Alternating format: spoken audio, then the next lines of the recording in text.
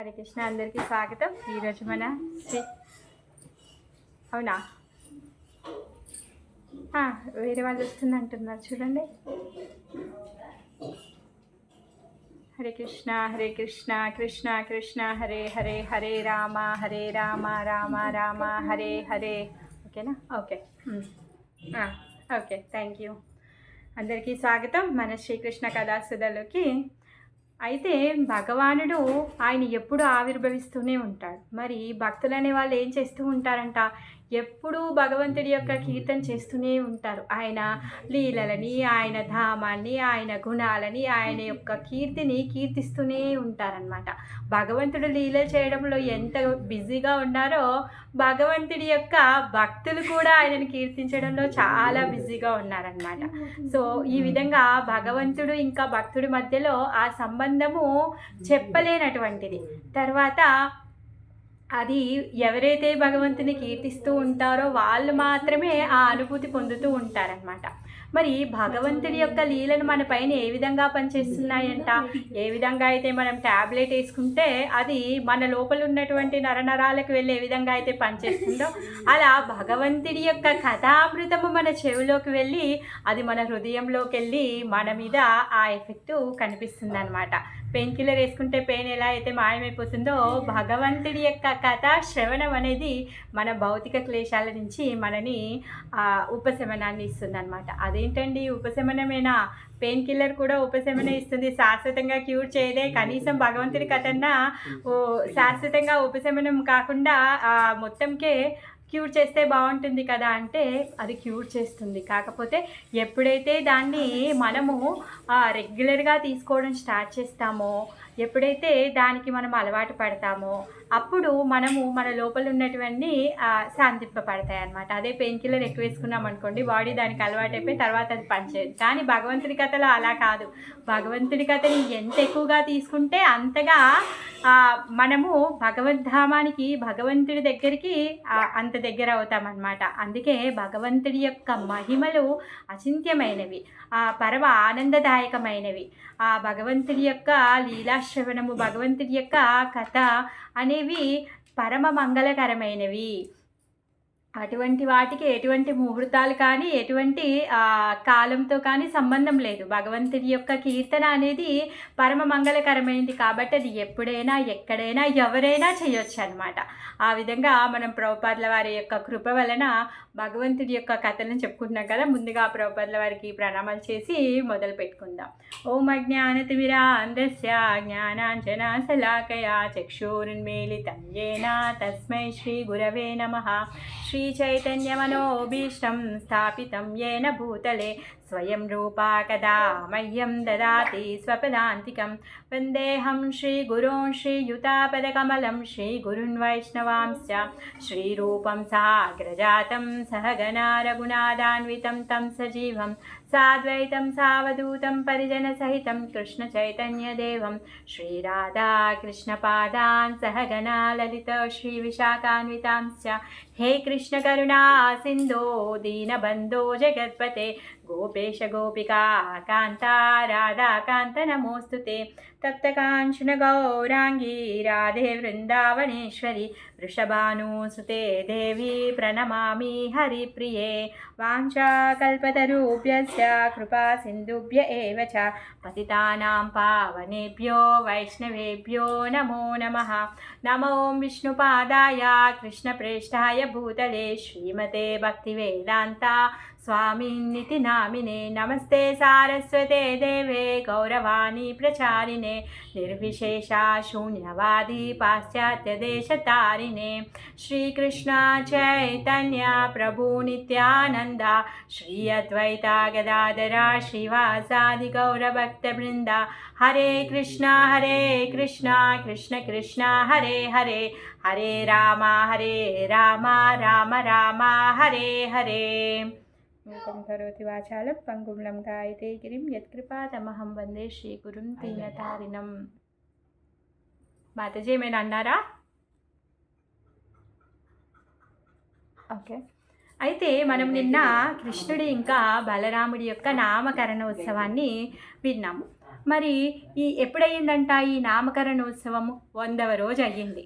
3 నెలలు అయిపోయాయి. 100 రోజులు దాటిపోతే ఇంకా పేరు పెట్టే అవకాశాన్ని కూడా కోల్పోతావు అని చెప్పేసి రోహిణి అమ్మవారు మందలిచ్చారు. అదే సమయానికి వసుదేవుల వారు గర్గాచార్యులని గోకులానికి పంపించి నామకరణం చేయించారు.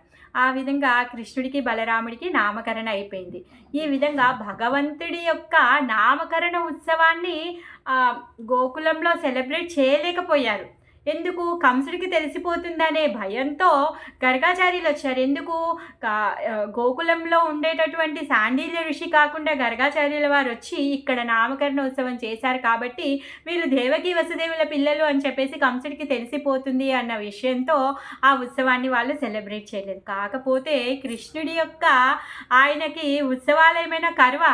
నందమహారాజు తలుచుకుంటే ఎన్ని ఉత్సవాలైనా చేస్తాడనమాట. ఆ విధంగా కృష్ణుడు పెరిగిన కొద్ది ప్రతి నెల, ప్రతి వారం, ప్రతి 15 రోజులకు ఒకసారి ఏదో ఒక ఉత్సవాన్ని నందమహారాజు చేసేస్తూనే ఉంటాడనమాట. ఆ మొత్తం గోకులాన్ని, బ్రజమండలాన్ని అంతా పిలిచేసి అంగరంగ వైభవంగా తను ఉత్సవాలు చేస్తున్నాడనమాట. నామకరణ ఉత్సవం 3 నెలల తర్వాత నామకరణ ఉత్సవము కార్తీకంలో అయింది. కార్తీకం తర్వాత ఇప్పుడు మార్గశీర్ష మాసంలో ఇప్పుడు భాస్కర దర్శనం అనే సంస్కారాన్ని చేయబోతున్నాడు అనమాట. మరి ఆ సంస్కారానికి మొత్తం గోకులవాసులందరినీ పిలిచాడు. మరి భాస్కర దర్శనం అంటే ఏంటి? భాస్కర అంటే సూర్యుడు. సూర్యుడి యొక్క దర్శనం. ఫస్ట్ టైం కృష్ణని సూర్యుడి కిందికి అంటే సూర్యరశ్మి కిందికి తీసుకురాబోతున్నారనమాట. బయటికి తీసుకురాబోతున్నారు. సో కృష్ణుడు ఎప్పుడైతే బయటికి వచ్చి సూర్యుడి దర్శనం చేసుకోబోతున్నాడు, యాక్చువల్గా చెప్పాలి అంటే కృష్ణుడు సూర్య దర్శనం చేసుకోవట్లేదు, సూర్యుడే కృష్ణుడి యొక్క దర్శనం చేసుకుంటున్నాడు. కృష్ణుడు పుట్టినప్పటి నుంచి సూర్యుడు వెయిట్ చేస్తున్నాడంట. ఎప్పుడెప్పుడు కృష్ణుడి దర్శనం నాకు అవుతుంది అని చెప్పేసి వెయిట్ చేస్తూ ఉన్నాడు తను. ఆ విధంగా ఇప్పుడు ఆ భాస్కరుడే స్వయంగా భగవంతుని యొక్క దర్శనం కోసం వేచి ఉన్నాడు. ఆ రోజు రానే వచ్చిందనమాట.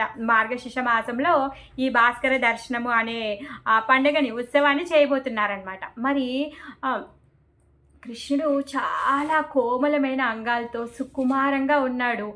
అందరికీ అసలు గోకులంలో ఉన్న అందరికీ కూడా ప్రాణాలు, మానము, ధనము అంతా కూడా కృష్ణుడే. ప్రతి ఒక్కరికి ప్రాణం కృష్ణుడు. అసలు కృష్ణుడు చూడకుండా, అసలు కృష్ణుడిని ఆ రోజు చూడకుండా ఎవరు ఉండరు. ఏదో వంక పెట్టుకొని నందమహారాజు వాళ్ళ ఇంటికి రావాల్సిందే, యశోదమ్మతో మాట్లాడాల్సిందే, కృష్ణుని చూసి పోవాల్సిందే. మరి అలా రోజు వచ్చిపోతూనే ఉంటారు. మళ్ళీ ఇంకా కొత్తగా ఏంటి ఈ పండుగ అంటే అదంతే, కృష్ణుడు ఎక్కడుంటే అక్కడ ఉత్సవం జరగాల్సిందే. ఆ విధంగా ఆ రోజు కృష్ణుడికి సూర్య దర్శనం చేయించబోతున్నారు. అది ఒక పెద్ద ఉత్సవం చేస్తున్నారు. సూర్య దర్శనం కాబట్టి అప్పుడంట అసలు మొత్తం గోకులమంతా ఎర్రచందనం చల్లేశారంట. తర్వాత ఎర్ర పూలతో అలంకరించేశారు, తోరణాలు కట్టేశారు. అందరూ కూడా రెడ్ కలర్ క్లోత్స్, అరుణవర్ణంలో అందరూ కొత్త బట్టలు కుట్టించేసుకున్నారు. అరుణవర్ణపు కలరు బట్టలు కుట్టించుకొని అందరూ అరుణవర్ణపు బట్టలు వేసుకున్నారు. ఈవెన్ నంద మహారాజు కూడా సాఫ్రాన్, రెడ్డిష్ సాఫ్రాన్ కలర్ బట్టలు వేసుకున్నారంట. ఎక్కడ చూసినా అరుణవర్ణమే, ఎల్లో అండ్ ఆరెంజ్ మిక్స్డ్ కలర్స్లో ఉన్నాయన్నమాట. మొత్తం గోకులం అంతా కూడా ఆ విధంగా అలాంటి రంగులోనే రంగోలీ వేసేశారు, తోరణాలు కట్టారు. తర్వాత అందరూ కూడా అలానే తయారైపోయి సూర్యోదయానికంటే ముందే నందభవనానికి వచ్చేసారు. ఎందుకు? సూర్య పూజ చేయబోతున్నారు. మరి సూర్యుడు ఉదయించేదానికంటే ముందే రావాలి కదా. ఆ విధంగా సూర్యుడు ఉదయించేదానికంటే ముందే శాండిల్య ఋషి కూడా వచ్చేసారు. వచ్చేసి అందరికంటే ఫస్ట్ వచ్చారంట. ఎందుకు? ఆయన వచ్చి రెడీ చేస్తున్నారనమాట. నందమహారాజ్కి చెప్తున్నారు, సూర్యుడు వచ్చేదానికంటే ముందే మీరు రెడీ అయిపోవాలండి, మీరు అర్ఘ్యాన్ని ఇవ్వడానికి రెడీగా ఉండాలి అనేసి చెప్తున్నారనమాట. ఆ రోజు పిబరి తావుజీ ముందుగానే వచ్చేసిందంట. ఈ పిబరి ఎవరు అంటే నందమహారాజు యొక్క 5 అన్నతమ్ములు కదా. నందమహారాజు పైన 2 అన్నలు ఉంటారు, కింద 2 తమ్ముళ్ళు ఉంటారు అనమాట. ఒక అన్న భార్య అనమాట పిబరి. ఆమె అసలు అందరికీ కృష్ణుడు చాలా ఇష్టం, ఆ పిబరికి కూడా చాలా ఇష్టం అనమాట. ఆ రోజు ఏం చేసింది అంటే చాలా తొందరగా అందరికంటే ముందే లేసేసి వాళ్ళ ఇంట్లో ముగ్గేసేసిందంట. అంతా రెడీ చేసేసి తను ఫస్ట్ తొందరగా తయారయ్యేసి వచ్చేసిందనమాట. ఎందుకు యశోదమ్మకి ఇంకా రోహిణి అమ్మకి హెల్ప్ చేయడానికి అనేసి వచ్చిందనమాట తను. ఆ విధంగా ఇప్పుడు ఆదిత్య పూజ చేయబోతున్నారు కాబట్టి ఒక బంగారు పళ్ళాన్ని తీసుకున్నారంట. ఆ పళ్ళెంలో రక్త చందనంతో ముగ్గేశారంట. ఆదిత్య మండలం గీశారు, దాంట్లో ఆదిత్య మండలం గీసి ఒక లోటస్ ఫ్లవర్ పెట్టారనమాట. తర్వాత ఆదిత్య బీజంతో మంత్రం రాసి దాని లోపల ఈ నీల ఉజ్వలమణి అయిన నందనందనుణ్ణి అందులో కూర్చోబెట్టబోతున్నారనమాట. ఆ పళ్ళెంలో నందనందుని కూర్చోబెట్టి సూర్యుడి దర్శనం చేయించబోతున్నాడు అనమాట. అందరూ సిద్ధంగా ఉన్నారు. పిబరి తావు అంటుందన్నమాట. రోహిణి అమ్మ కృష్ణుని తయారు చేసి తీసుకొచ్చి పిబరికి ఇస్తుందన్నమాట. పిబరి అంటుంది, అయ్యో మన నీలమణి ఎంత సుకుమారుడు, ఇప్పుడు ఈ సూర్యుడి కిందికి వెళ్తే కందిపోడా, అయ్యో ఎలా తట్టుకుంటాడు అనేసి తను బాధపడుతుంది అనమాట. అసలు ఆమెనే కాదు, మొత్తం గోకుల వాసులందరూ కృష్ణుడు ఎలా తట్టుకుంటాడు, సూర్యుడి యొక్క తేజాన్ని, సూర్యుడి యొక్క తాపాన్ని ఎలా తట్టుకుంటారు అని చెప్పేసి వాళ్ళందరూ చాలా ఆతృతతో బెంగతో చూస్తూ ఉన్నారనమాట. ఆ సమయం రానే వచ్చింది, సూర్యోదయం అయ్యింది. ఆ నందమహారాజు రెడీగా ఉన్నాడు, శాండిల్యముని మంత్రం చెప్పాడు, ఘటస్థాపన చేశారు, గణపతి పూజ చేశారు. అన్నీ అయిన తర్వాత నందమహారాజుతో అర్ఘ్యాన్ని ఇప్పించారు. అర్ఘ్యాన్ని ఇప్పించిన తర్వాత చెప్తాడనమాట శాండిల్య ఋషి. ఏమంటాడు అంటే, సూర్యోదయం అయింది, ఈ ఎరుపుదనం అంతా పోగానే మీరు నీలమణిని తీసుకొచ్చేయండి బయటికి అనేసి చెప్తాడనమాట. అందరూ అర్ఘ్యం ఇచ్చిన తర్వాత సూర్యుడి వైపు అలానే చూస్తున్నారనమాట. ఆ ఎరుపుదనం తగ్గగానే లోపల నుంచి పిబరి తావు నీలమణిని తీసుకొని వచ్చిందనమాట. తీసుకొని రాగానే నందమహారాజు ఆ నీలమణిని తీసుకొని ఆ బంగారు పళ్ళెంలో కూర్చోపెట్టారనమాట. కూర్చోపెట్టి సూర్యకిరణాలు ఆయన మీద పడిన తర్వాత అందరు చూస్తున్నారు, అమ్మో అసలు ఎలా తట్టుకుంటాడు ఆ తాపాన్ని, సూర్యుడి యొక్క తాపాన్ని ఎలా తట్టుకుంటాడు అనేసి. నిజంగా చెప్పాలి అంటే మార్గశిష మాసంలో సూర్యుడి తేజమేమో అంతగా ఉండదు కదా, ఎందుకంటే ఆ చలికాలంలానే ఉంటుంది. అందరూ సూర్యుడి దగ్గరికి వెళ్ళి ఆయన తాపాన్ని తీసుకోవాలి అనేసి వెయిట్ చేస్తూ ఉంటారు. కాకపోతే ఆ తాపము కూడా కృష్ణుడి యొక్క శరీరంకి హాని కలిగిస్తుంది, ఆ సుకుమారమైన ఆ దేహానికి కందిపోతాడు అని చెప్పేసి వీళ్ళందరూ బెంగ పెట్టుకున్నారనమాట. అందరూ అలా బెంగ పెట్టుకొని చూస్తూ ఉంటే నందమహారాజు అంటారనమాట, లేదు ఇది కృష్ణుడికి చాలా మంచిది, కృష్ణుడు ఎదగాలి అంటే ఇలా చెయ్యాలి, ఇది సూర్యరశ్మి అన్నింటికి శుభకారమైంది అని చెప్పేసి తను చెప్తారనమాట. అలా నీలమణిని కృష్ణుని తీసుకొచ్చి ఆ పళ్ళెంలో కూర్చోపెట్టి సూర్యుడు కృష్ణుడి యొక్క దర్శనం చేసుకున్న తర్వాత వెంటనే కృష్ణుని తీసుకొని లోపలికి వెళ్తారనమాట. ఆ విధంగా అందరూ వస్తారు. ఇప్పటివరకు పాపం ఉయ్యాలలో ఉన్నాడు కదా, ఉయ్యాలలో అమ్మ ఒడిలోనే ఉన్నాడు, ఇప్పుడే ఎండలోకి వచ్చాడు పిల్లోడు. ఆ విధంగా అందరూ తీసుకెళ్లారనమాట. పూజ చేస్తారు, కుంకుమాక్షంతలు చల్లుతారు, తర్వాత కరవీర పుష్పాలను అర్పిస్తారు, తర్వాత సూర్యుడికి అందరు అర్ఘ్యం ఇస్తారు, మంత్రం చదువుతారు. అందరినీ ఇన్వైట్ చేశారు కదా, మరి అందరికీ ఫీస్ట్ ఇవ్వాలి కదా. నందమహారాజుకు అసలు ఎముకలేని చెయ్యనమాట. దాన ధర్మాలు చేస్తూనే ఉంటాడు, గొప్ప ఈ ఫీస్టులు అరేంజ్ చేస్తూనే ఉన్నారు. ఒక పండుగ తర్వాత ఇంకో పండుగ అరేంజ్మెంట్ చేయడము, అందరికీ భోజనాలు పెట్టడము, అందరికీ గిఫ్ట్లు ఇవ్వడము ఆయన పని ఇదే. ఇంకా అలా ఎప్పుడు ఏదో ఒక ఉత్సవం చేస్తూనే ఉంటాడనమాట. ఈ విధంగా ఈ భాస్కర దర్శనం అనే సంస్కారం చేస్తారు, ఈ పండగ చేస్తారు, చాలా గొప్పగా చేస్తారు. అందరూ ఇంటికి వెళ్ళిపోతారు. ఇంటికి వెళ్ళిపోయిన తర్వాత అలానే కొన్ని రోజులు గడవగానే ఇంకొక ఉత్సవాన్ని చేస్తారనమాట. ఏంటి అంటే ఇంకొక నెల రాగానే 5వ నెలకి రాగానే భూమి ఉపవేశన సంస్కారం అనేది చేస్తారనమాట. ఈ భూమి ఉపవేశన అంటే ఏంటి? భూమి అంటే భూమి పైన కూర్చోబెట్టడం. కృష్ణుణ్ణి ఫస్ట్ టైము భూమి పైన కూర్చోబెట్టడం, అది కూడా ఒక పెద్ద ఉత్సవాన్ని సెలబ్రేట్ చేయబోతున్నాడు అనమాట నందమహారాజు. మళ్ళీ అందరికీ కబురు పెడతాడు, ఈరోజు కృష్ణుడి యొక్క భూమి ఉపవేశన జరుగుతుంది కాబట్టి మీరందరూ వచ్చి పాల్గొని మీరు భోజనాలు స్వీకరించి వెళ్ళాలి అని చెప్పేసి అందరికీ కబురు పంపిస్తాడనమాట. అందరూ కూడా మళ్ళీ పొద్దున్నే లేచి రెడీ అయిపోతారు. రెడీ అవ్వడంతో పాటు అందరికీ ఇంకా బెంగ పెరిగిపోయింది, బాగా పెరిగిపోయింది. అయ్యో ఎలా తట్టుకుంటాడు? ఎంత లేత సుకోమలమైన శరీరము, భూమి ఎంత గట్టిగా ఉంటుంది, ఆ భూమిని తగిలితే అసలు ఆయన ఎలా తట్టుకోగలుగుతాడు? ఆయన కోమలమైన అంగాలు ఏ విధంగా తట్టుకుంటాయి అని చెప్పేసి వాళ్ళందరూ అనుకుంటున్నారు. మా హృదయాలన్నీ రాతి బండలైపోతున్నాయి అసలు తలుచుకుంటేనే. ఇంత కష్టాన్ని ఎలా తట్టుకుంటాడు? ఇది మాకు చాలా కష్టంగా ఉంది, మేము సహించుకోలేము అని చెప్పేసి అందరూ బాధపడుతున్నారంట. ఎంత బాధపడుతున్నారు అంటే, ఎలా అసలు కృష్ణుడు ఎలా కూర్చుంటాడు భూమి మీద? ఇన్ని రోజులు ఉయ్యాల్లో ఉన్నాడు, ఇన్ని రోజులు బెడ్ మీద ఉన్నాడు, అమ్మ ఒడిలో ఉన్నాడు, ఇప్పుడు ఆ భూమి మీద ఎలా కూర్చోపెడతారు?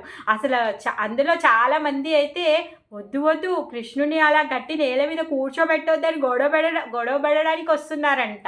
మరి ఉత్సవం కదా, మళ్ళీ అసలు గోకులంలో ఆ తోరణాలు ఎప్పుడు ఎండిపోయేవే కాదు, అసలు అవి ఆరిపోకముందే ఇంకో తోరణం ఎక్కిస్తారనమాట. ఒక డెకరేషన్ అది పాతగా అవ్వకముందే అది తీసి ఇంకో కొత్త డెకరేషన్ చేస్తూనే ఉంటారు.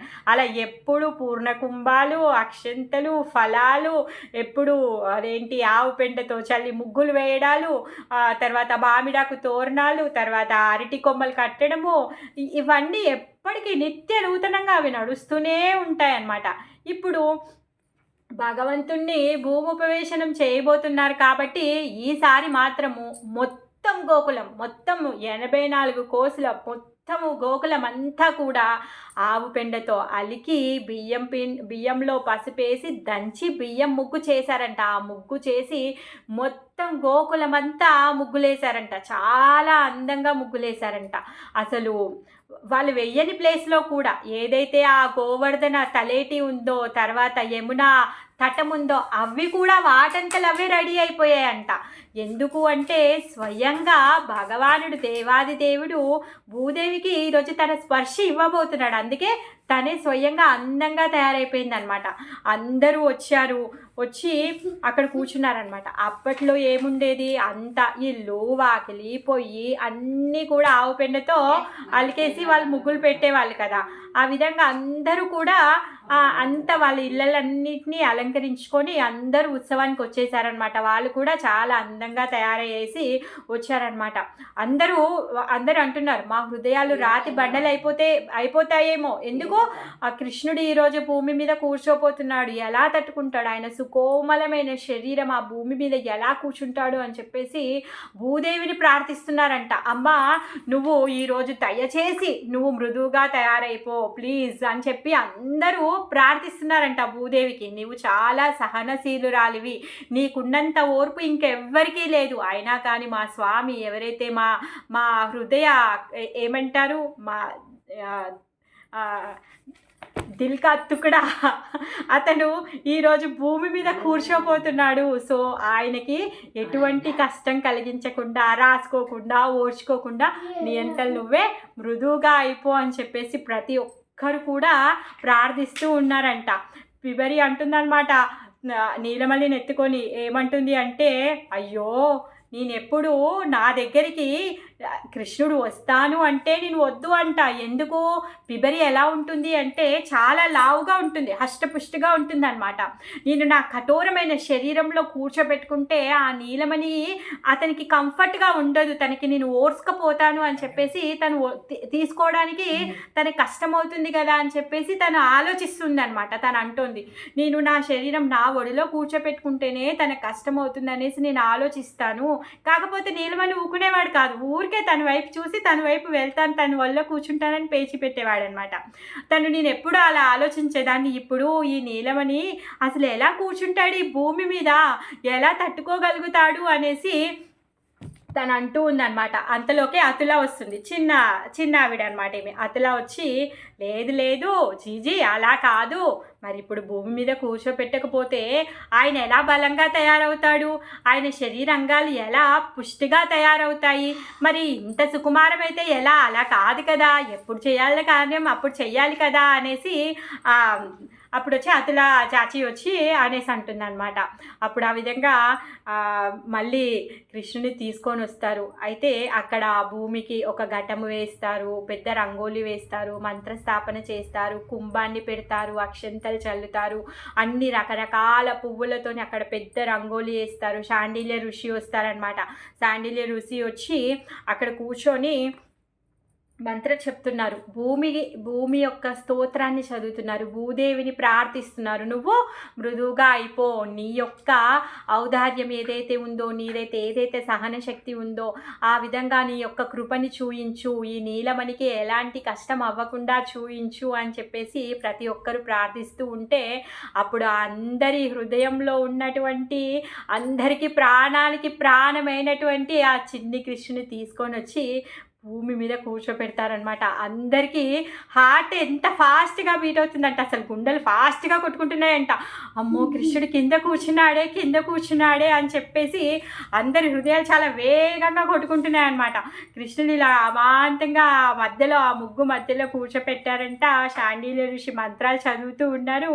యశోదమ్మ ఆమె చెయ్యిని అటు ఇటు సపోర్ట్గా పెట్టిందనమాట. అంటే కృష్ణుడు ఎక్కడైనా అలా లుడిక ఇచ్చి పడిపోతాడు అనేసి.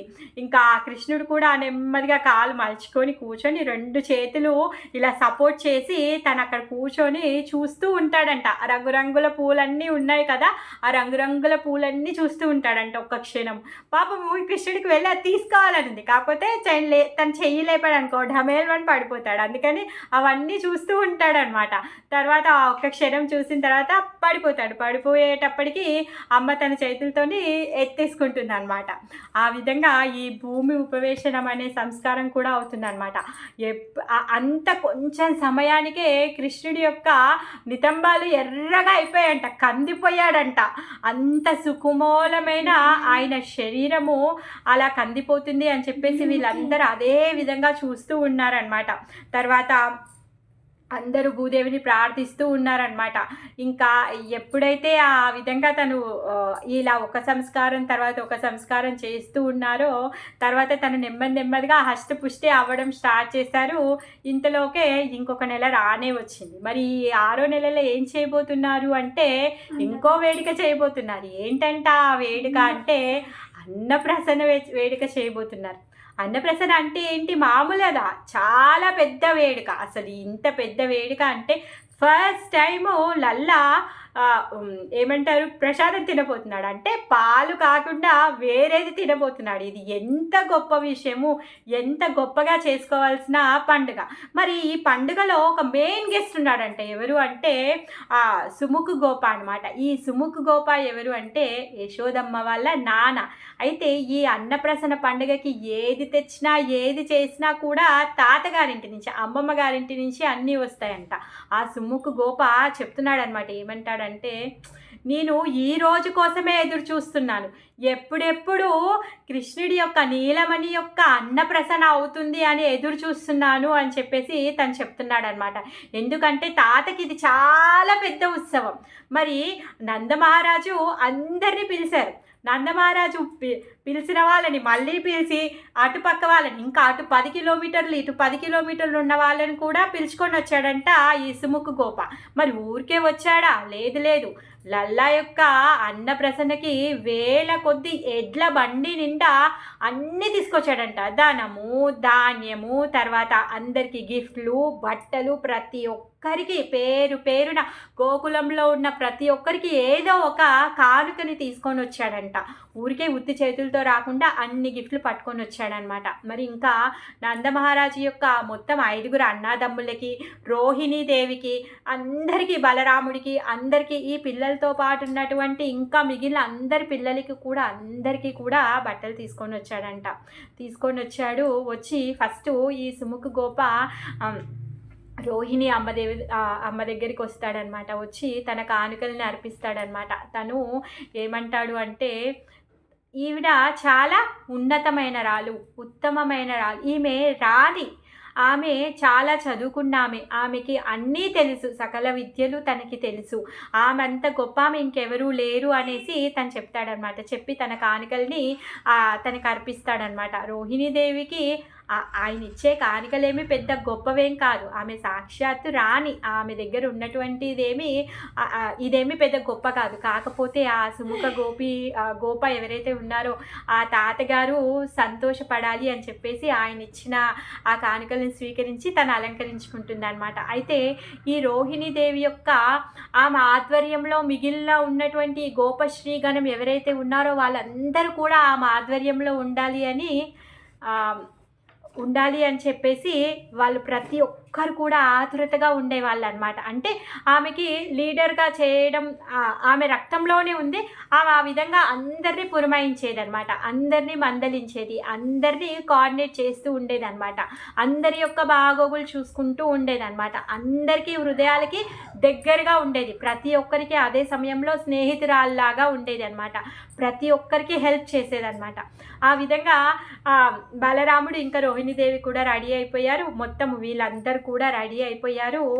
మరి అన్నప్రసన్న అంటే ఏంటి, భోజనాలు ఉండవా? ఎందుకుండవు, చాలా గొప్ప ఫీస్టే వండేస్తున్నారనమాట. మరి అందరూ వచ్చారు, అందరూ ఏమంటున్నారంటే లేదు మేము ఈరోజు ఫస్ట్ తినము, మా నీలమణి తిన్న తర్వాత ఆయన మహాప్రసాదాన్ని మేము తింటాం, ఆ ప్రసాదాన్ని మేము స్వీకరిస్తాము అని చెప్పేసి మేము ఎవ్వరము తినము అనేసి అంటున్నారనమాట. బ్రాహ్మణుల గనులు కానీ, ఋషిగణం కానీ, శాండిల్య ఋషి కానీ ఎవరు కూడా ఫస్ట్ భోజనం స్వీకరించడానికి అసలు రెడీగానే లేరంట. సరే అని చెప్పేసి అందరినీ శాంతిపరిచి సుముఖుడు ఏం చేశాడు అంటే కిచెన్లోకి వెళ్ళాడంట. కిచెన్లోకి వెళ్ళి చూశాడు, అసలు ఈరోజు ఏం వండారు అని చెప్పేసి చూడ్డానికని వెళ్ళాడంట. అక్కడికి వెళ్ళిన తర్వాత అసలు ఆ వంటకాలను చూసి ఎంత ఆశ్చర్యపోయాడు అంటే తను ఏమంటున్నాడంటే, అసలు ఈ వంటల్ని మేము ఎప్పుడు చూడలేదు, అసలు మాకు తెలియదు.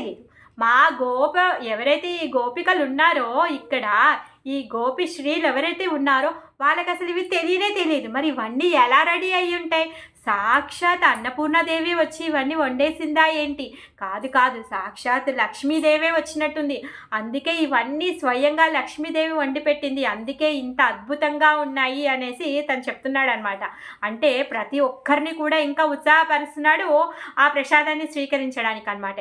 సాక్షాత్ నిజంగానే దేవాది దేవుడు శ్రీకృష్ణ భగవానుడు ఫస్ట్ భోజనం చేయబోతున్నాడు తను. మరి ఆ భోజనం ఏర్పాట్లు ఎవరు చూస్తారు? స్వయంగా లక్ష్మీదేవే తీసుకుంటుంది. ఆ విధంగా లక్ష్మీదేవే మొత్తం ఆమె యొక్క సఖి గణం అందరినీ తీసుకొని వచ్చిందంట. ముందే అందరికీ చెప్పేసింది. ఏం చెప్పింది అంటే, మనమందరము సాధారణమైన గోపికా శ్రీలాగా తయారైపోవాలి, మనం ఆ యశోదమ్మ కిచెన్లో ఎవరైతే ఉన్నారో వాళ్ళల్లో మనం కలిసిపోవాలి, ఎవరు మనని గుర్తుపట్టొద్దు అని చెప్పేసి తను ప్లాన్ చేసుకుందనమాట.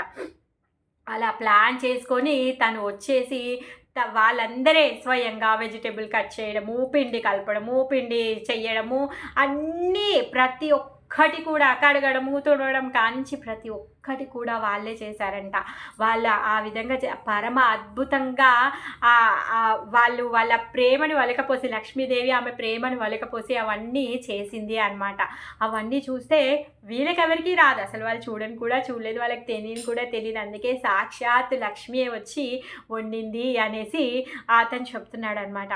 తర్వాత అందరూ అంటారు, అయినా సరే మేము తినము, మేము ఈరోజు లల్లా నీలమణి యొక్క ప్రసాదం మాత్రమే తింటాము, మేము తినము అనేసి అందరూ అలానే ఉంటున్నారనమాట. అప్పుడు నందమహారాజ్ అంటారు, ఇదేంటి అసలు మీరందరూ ఈ విధంగా ఎందుకు ప్రవర్తిస్తున్నారు?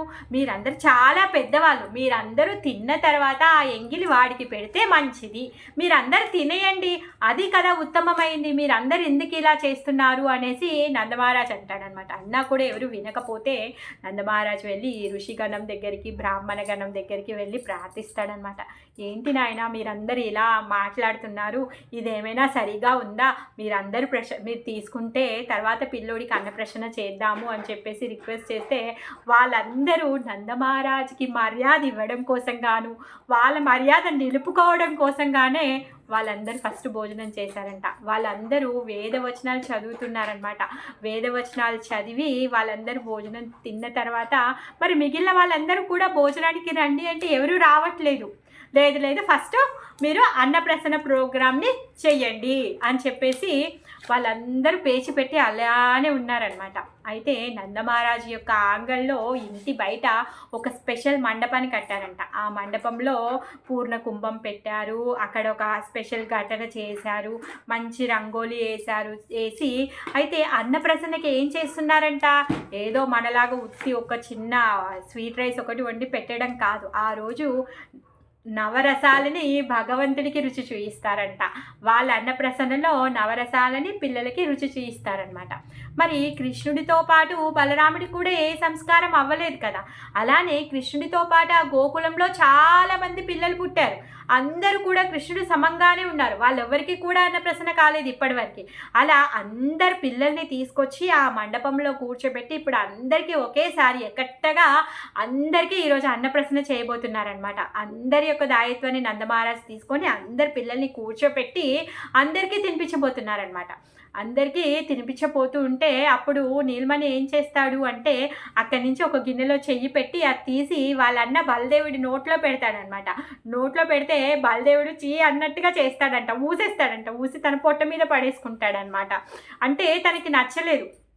వాళ్ళ నాన్నని ఇలా చూస్తున్నాడంట. అసలు ఏంటి ఇది తినే వస్తువా అన్నట్టుగా చూస్తున్నాడంట. పాపం ఇప్పటివరకు ఓన్లీ పాలే తాగారు. వాళ్ళకి ఇప్పటివరకు వేరే ఏ రుచులు తెలీదు. మరి ఇప్పుడేమో వీళ్ళు నవరసాలంటూ పులుపు, చేదు, తీపి, కారము, వగరు ఇవన్నీ రసాలన్నీ తెచ్చి అక్కడ పెట్టారు.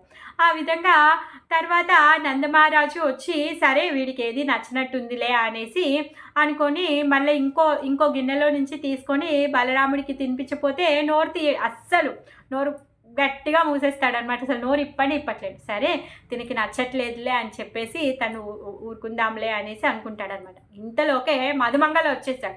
ఏమంటాడు, నాకు ఫస్ట్ అని మధుమంగళ అంటాడనమాట. అయితే మధుమంగళ పౌర్ణమాసి యొక్క కొడుకు అనమాట. పౌర్ణమాసీదేవి ఎప్పుడైతే గోకులానికి వచ్చిందో అప్పటి నుంచి మధుమంగళ ఉన్నాడు. కానీ ఆయన వయస్సు పెరగట్లేదంట. ఆయన వయస్సు రోజుకి తరుగుతూ ఉంటుందంట. ఆయన నిత్యసిద్ధుడు అనమాట. ఆయన ఏంటి అంటే ఇప్పటివరకు ఆ బ్రాహ్మణ గణము ఋషిగణం ఎవరైతే వేదమంత్రాలు సామగానం చేస్తున్నారో వాళ్ళందరితో పాటు ఈ మధుమంగళ సామగానం చేశాడంట. సామగానం చేశాడు, స్పష్టంగా సామగానం చేశారు. వాళ్ళందరూ కలిసి భోజనం చేస్తుంటే రా మధు కూర్చో తిందురా అనేసి పిలిస్తే మధుమంగళ అంటాడంట లేదు నేను తినను అనేసి అంటాడనమాట. ఇంక ఇప్పుడు అక్కడికి వెళ్ళి ఫస్ట్ రాకు అనేసి అంటాడనమాట. అంటే అప్పుడు అక్కడ చూస్తాడంట మధుమంగళ. అన్నీ చూసి ఏంటి ఇవన్నీ, అసలు నేను తినేది ఒక్కటి కూడా లేదు ఇక్కడ, నాకు తగ్గది ఏమీ చేయలేదు మీరు ఈరోజు అనేసి మధు అంటాడంట. అప్పుడు ఈ తాత పిలుస్తాడనమాట, సుమ్మక్క గోపి పిలిచి తను ఏమంటాడంటే మధు ఇక్కడ రా, నీకు తగ్గ లడ్డు నేను తెచ్చాను అని చెప్పేసి మధుని వల్ల కూర్చోపెట్టుకొని ఆయన లడ్డు ఇచ్చి తినిపిస్తాడనమాట. తర్వాత నందమహారాజు ఏం చేస్తాడంటే ఒక గిన్నెలో నుంచి తీసుకొని కృష్ణుడికి తినిపించబోతుంటాడనమాట. అప్పుడు బలదేవుడు ఏమంటాడు అంటే యాక్చువల్గా అది తేనెలో చెయ్యి పెట్టి తినిపించడానికి పోతుంటాడు. కానీ కృష్ణుడు దాని పట్ల కూడా విరక్తిగా చేస్తాడనమాట. ఎందుకంటే ఇప్పటివరకు ఏమీ టేస్ట్ చేయలేదు తను. అయినా తను అన్ని రసాలు ఆయన లోపల ఉన్నాయి, ఆయనకి బయట నుంచి ఏది ఆనందం ఇచ్చేది ఏది లేదు. ఎందుకంటే ఆత్మసంతృప్తుడు తను. సో అప్పుడు బలరాముడు అంటాడంట లేదు కష్టమైన ఎవరికి తినిపించొద్దు, కావాలి అంటే ఆ కష్టమైన అండి నాకే నేనే తినేస్తాను అన్నట్టుగా తను ప్రవర్తిస్తున్నాడంటే బలదేవుడి యొక్క గుణం ఏంటి అంటే ఎవరికి కష్టం వచ్చినా కూడా తను తట్టుకోడనమాట. ప్రతి ఒక్కరి యొక్క కష్టాన్ని తను తీసుకొని అందరికీ ఆ ప్రసన్నతని సుఖాన్ని ఆ హెల్పింగ్ చేసే నేచరు తన దగ్గర ఉందన్నమాట. ఆ విధంగా కృష్ణుడు కూడా తను స్వీకరించట్లేదు.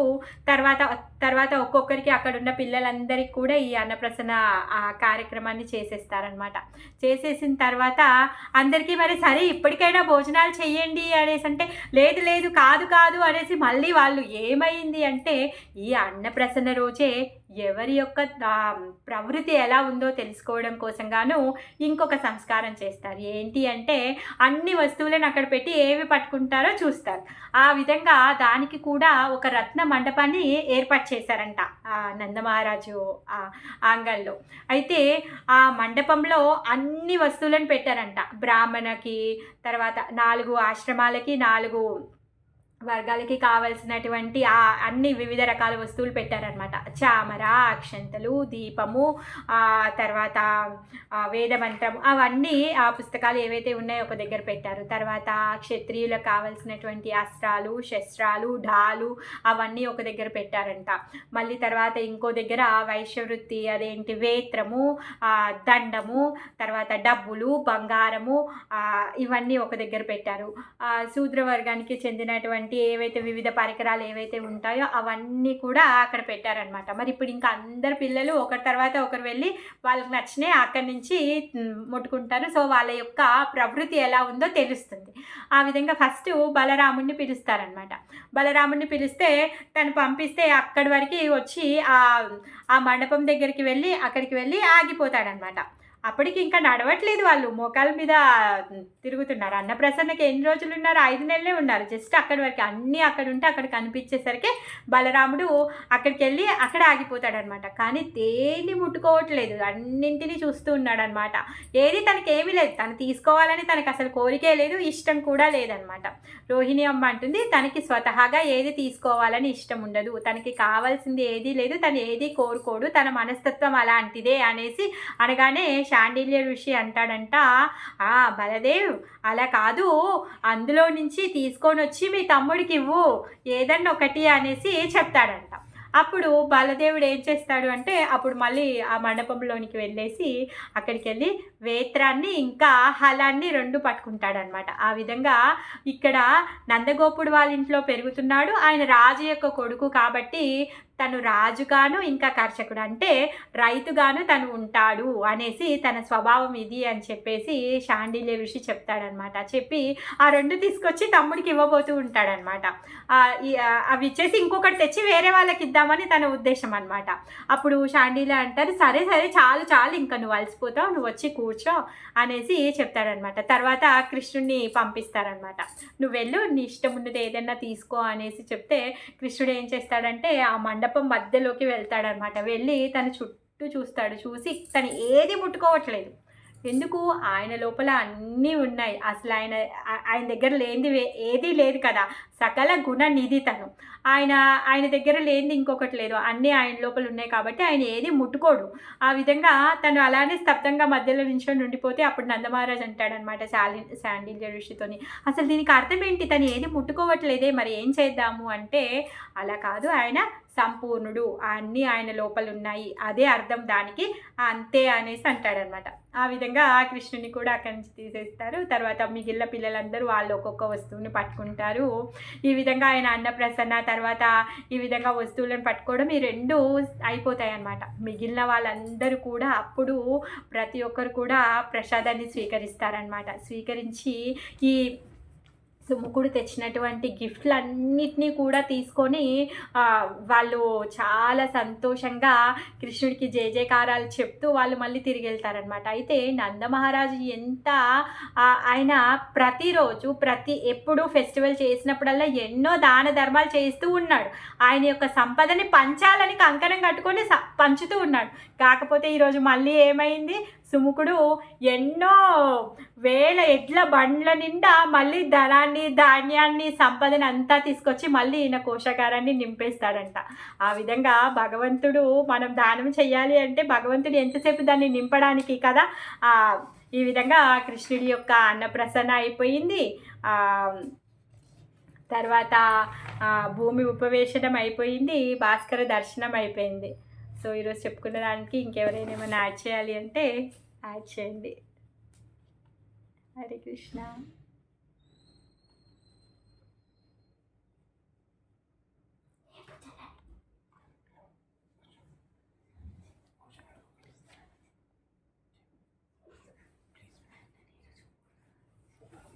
బాగా అనిపించిందా? ఏదైనా చెప్పండి.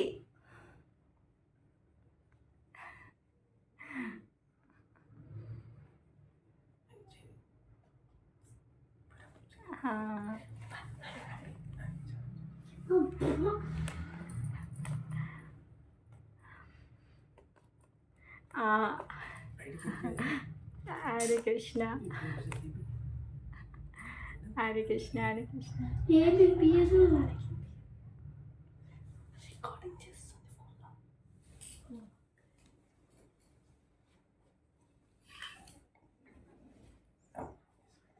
హరే కృష్ణ. అందరికీ ధన్యవాదాలు ఇంతసేపు ఓపికగా విన్నందుకు.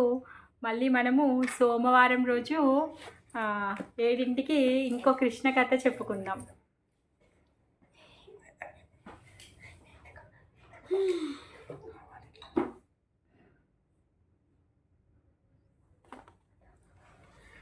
చెప్పి హరే కృష్ణ మాతాజీ. Thank you.